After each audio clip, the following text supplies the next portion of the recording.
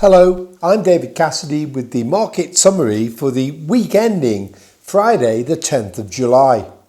As you can see from the accompanying table, most of the major equity markets ended a relatively quiet week with a small gain.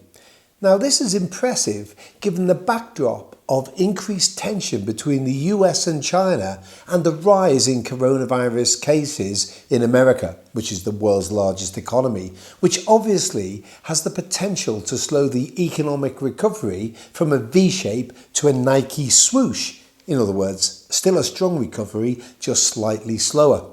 The fact that equity markets can continue to rise amid the increase in coronavirus cases and during one of the sharpest and deepest economic downturns in history reflects the disconnect that is opening up between the trajectories for coronavirus cases and deaths, coupled with the effectiveness of the unprecedented government and central bank stimulus.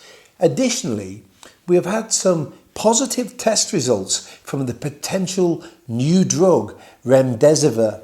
Data from a study showing 1,063 patients of different sexes, different ages and ethnic groups showed that the antiviral medication does reduce mortality and the length of sickness. However, this doesn't mean we aren't concerned.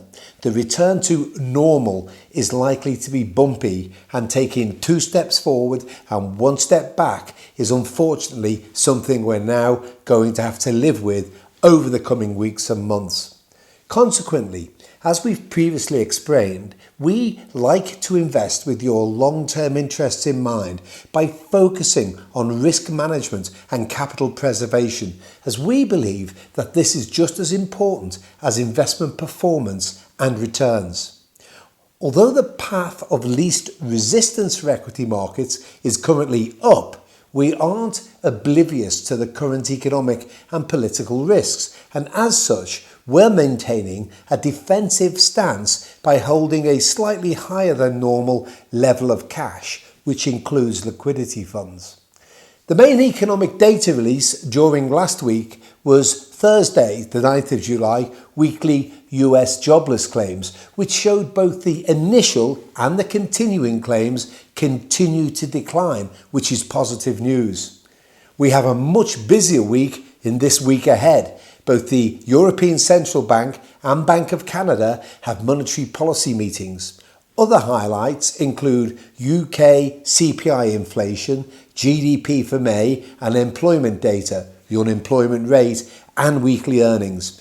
US CPI inflation, retail sales, industrial production, the Fed's Beige Book and the University of Michigan Consumer Sentiment Index.